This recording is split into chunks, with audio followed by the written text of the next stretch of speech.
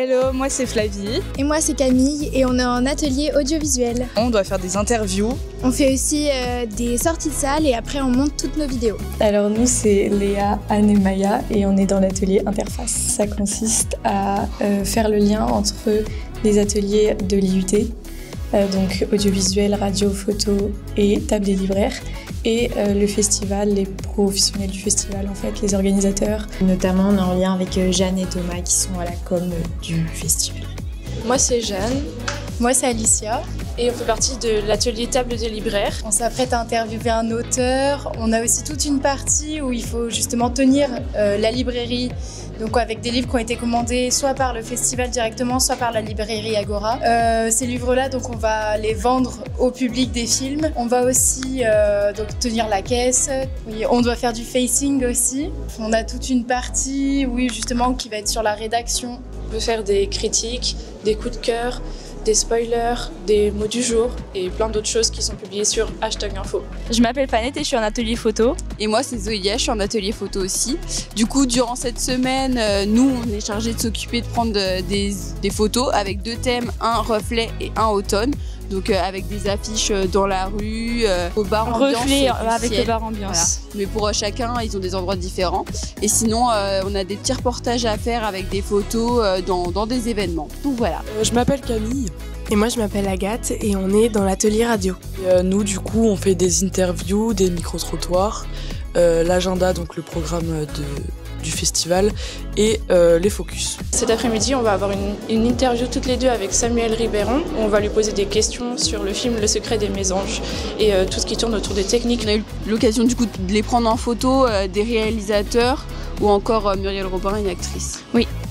Et bah oui, justement, hier j'étais en interview avec Mathias Tribalo, donc le directeur du Concorde et aussi du coup du Festival international du film. Et moi j'ai pas eu spécialement affaire à des professionnels on va dire, mais j'ai quand même fait une interview avec le photographe officiel du festival. Cet après-midi on va interviewer la réalisatrice canadienne Chloé Robichaud. On peut mettre ça, libre cinéma et découverte. Apprentissage, découverte.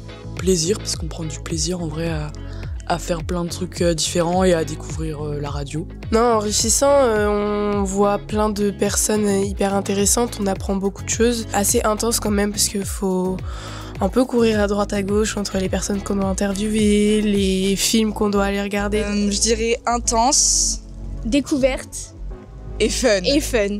Intense, unique. Plus sur le côté musique, mais je suis en train de me rendre compte que j'aime vraiment bien la radio. Oui.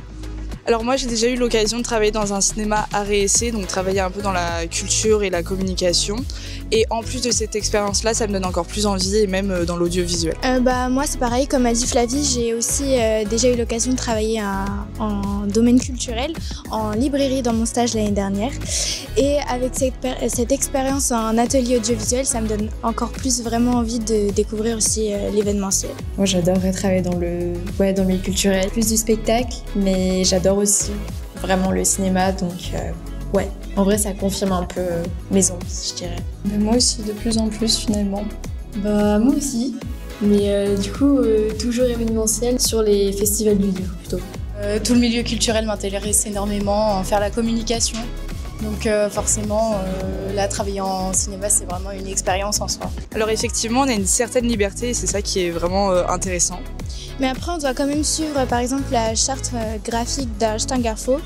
Et après, on a quand même certains plans qu'on doit filmer pour les réalisations.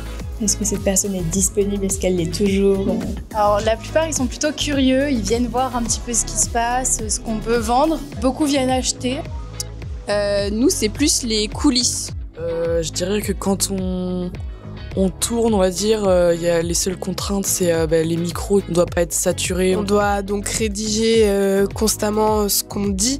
Rien n'est dit au hasard, tout est millimétré et rédigé, donc c'est un temps de rédaction qui est assez important, on n'y pense pas toujours. Le montage, faut faire des choix au bout d'un moment. Personnellement, j'appellerais pas ça non plus des contraintes, c'est surtout que c'est un apprentissage en fait et ça reste très intéressant et enrichissant. Donc les productions, elles sont sur #info, le journal étudiant.